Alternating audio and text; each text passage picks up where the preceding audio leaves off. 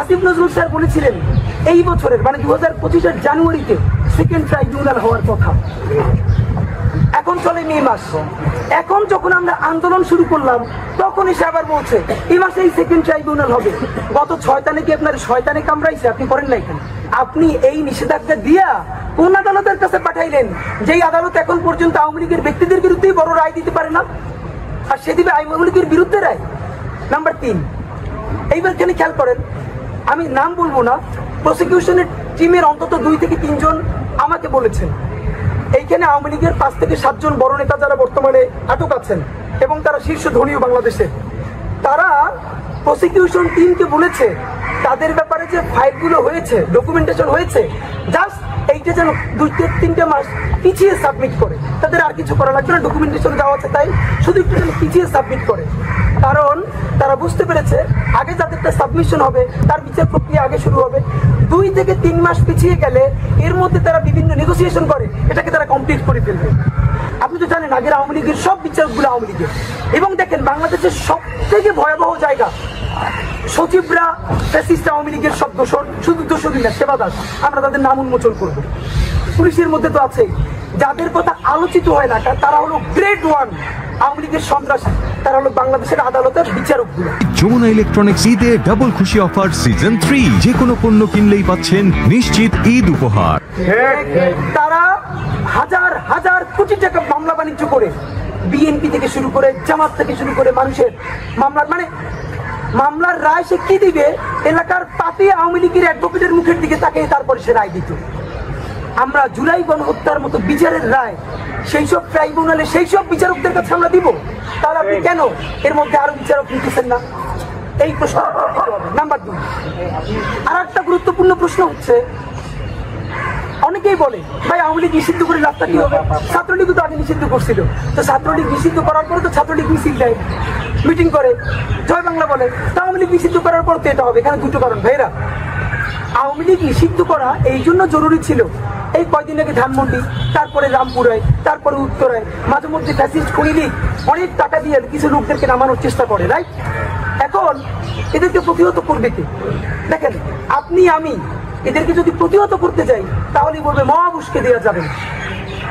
আর যদি স্বরাষ্ট্র উপদেষ্টা বলি, স্বরাষ্ট্র উপদেষ্টা বলেন এদেরকে ধইরা থানায় দেন, পুলিশের কাছে দেন।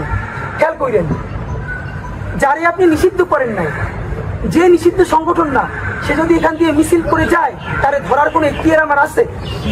মানে রাষ্ট্র আমাকে উস্কে দিচ্ছে তুমি অপরাধ করো, আপনি তারা নিষেধ করেন না, অথচ আমার বলতেছেন এই মিছিল তুমি ধৈর্য ফেলাও। ভাই আমি কেন ধরবো? আমাকে আপনি অপরাধী কেন বানাচ্ছেন? আপনি করেন কি? তো এই যে তাদেরকে যেন আইনি ভাবে ধরা যায়, জনতাও যেন ধরলে তাকে ধরতে পারে, এই কারণে আইন হওয়া দরকার ছিল 1। নাম্বার 2, এখন যেটা করতে হবে, এই যে নিষিদ্ধ সংগঠন আওয়ামী লীগের যত নেতাকর্মী এখন স্যাবোটেজ করবার চেষ্টা করছে, গুপ্ত হত্যা করবার চেষ্টা করছে, আগে গণহত্যা করেছে, তাদেরকে গ্রেফতার করবে কে? পুলিশ। একটা খুব গুরুত্বপূর্ণ প্রশ্ন আপনারা শোনেন, এই যে পুলিশ গত 15 বছরে যে ম্যাসাকার গুলো শুধু করে নাই, মানে পুলিশে নিয়োগ দেওয়া হয়েছে কাদেরকে বলেন? বিসিএস এ দেওয়া হয়েছে ছাত্রলীগের সভাপতি, সেক্রেটারি সাইন করেছেন যাদের ব্যাপারে, অথবা আওয়ামী লীগ থেকে। ইভেন আপনারা জানেন গণভবন যেদিন বিজয় হয়েছে সেদিন আমাদের এক বড় ভাই উনি হাসিনার রুমে যে হাসিনার যে গুরুত্বপূর্ণ ফাইলগুলো নিয়ে এসেছিলেন, সেই ফাইল খুলে আমরা দেখেছি যে ডিজিএফআই কে বিভিন্ন প্রতিবেদনে যে বিসিএস এ কোনটা হবে কোনটা যাবে না শেখ হাসিনার খাস কামরায়। এর মানে বিসিএস পুলিশে পর্যন্ত কে কে যাবে সেখানে তারা সর্বশেষ সুপারিশ করছে ছাত্রলীগ, যুবলীগ, আওয়ামী লীগ। এর মানে যতগুলো বিসিএস ক্যাডার নিয়োগ দেওয়া হয়েছে, specially BCS police, BCS admin, foreign, এইগুলো আউট অ্যান্ড আউট, এগুলো সব আওয়ামী লীগের শুধু দোষর না, এগুলো বিরাট আওয়ামী লীগের সিন্ডিকেটের অংশ। তারা তো এখন সবাই বহাল তবিয়াতে আছে।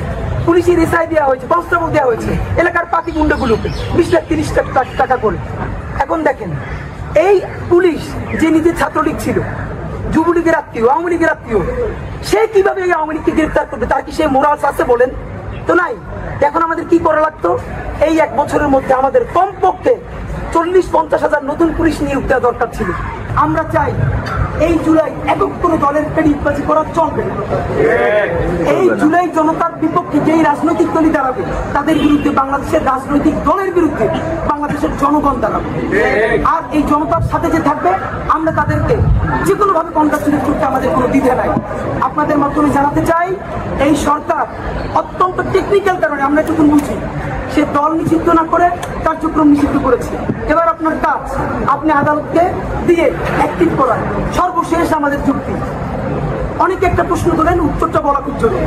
ভাই, এই সরকারই যদি নির্বাহী আদেশে আওয়ামী লীগ দল নিষিদ্ধ করে দেয়, তাহলে এর আদালতের কাছে আপনারাই তো করে দিলেন, তাহলে তো শাহবাগের মতো করলেন। কথাটা ভুল। আবারও বলি, কথাটা ভুল। বাংলাদেশ রাষ্ট্রের 3টি অর্গান, নির্বাহী বিভাগ, বিচার বিভাগ, আইন বিভাগ। আপনারা সবাই জানেন, নির্বাহী বিভাগ এবং আইন বিভাগ এই দুটো হল সরকার। বাংলাদেশের আইন মোতাবেক বাংলাদেশের কিন্তু বিচার বিভাগ স্বাধীন। আপনি যদি নির্বাহী আদেশে দলকে নিষিদ্ধ ঘোষণা করে দেন, আপনি করেন নাই কেন? আপনি বিভিন্ন অ্যাম্বাসির সাথে বসছেন, তারা আপনাকে প্রেশার দিচ্ছেন, আপনি কাবা চাইছেন। আপনি নির্বাহী আদেশে আওয়ামী লীগের দল যদি নিষিদ্ধ ঘোষণা করেন, কার্যক্রম না করে, কোনো সমস্যা নেই। কেন নাই? আদালতে যখন যাবে, আদালত তো আইন অনুযায়ী পুরো স্বাধীন। নির্বাহী বিভাগে যে আদেশ হয়েছে সেটা মান্য করা আদালতের 1% কোনো বাধ্যবাধকতা নাই। এমনকি সরকার আইন যদি নির্বাহী বিভাগে যদি আওয়ামী লীগকে নিষেধ করে, আর আদালত যদি মনে করে না নিষেধ করা যায় না, তাহলে আদালতের এখতিয়ার আছে সেই নিষেধাজ্ঞাটাকে প্রত্যাহার করা। তাহলে আইন মোতাবেক যেহেতু বাংলাদেশের বিচার বিভাগ স্বাধীন, তাহলে এই কথা কেন বলেন যে নির্বাহী বিভাগ যদি বিচারই করে দেয়, নিষিদ্ধই করে দেয়, তাহলে আপনারা যদি বিচার করে দিলেন আদালতের কাছে? না, আদালত স্বাধীন সত্তা, আদালতের বিচার আদালত করবে, নির্বাহী বিভাগের কাজ নির্বাহী বিভাগ করবে। আমরা কি পারি আমাদের ব্যর্থতা জানেন? এই যে দলটা ঐতিহ্যবাহী মুক্তিযুদ্ধের চেতনা, এই হাবিজাবি বইরা কতগুলো গণহত্যা চালাইছে, সেইটাকে নির্বাহী আদেশে সেই দলটাকে বাংলাদেশে নিষিদ্ধ করা হয়েছে। এইটা আগামী 1000 বছরের বাংলাদেশের জন্য বিজয় হইতে পারত। সেই জন্য টিকেই রাখতে পারতাম কি পারতাম না সেটা পরের কথা। ইতিহাস তো হইতো যে গণহত্যার দায়ে দল হিসেবে আওয়ামী লীগ নিষিদ্ধ হয়েছিল, আমরা তো সেটা করতে পারলাম না।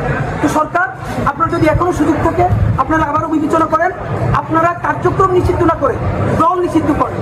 আর যদি এরপরও মনে করেন এম্বাসির চাপ আছে, তাইলে দ্রুত ট্রাইব্যুনাল দিয়ে বিচার করানোর ব্যবস্থা করেন এবং জুলাই ঘোষণাপত্রের জন্য রেডি হন।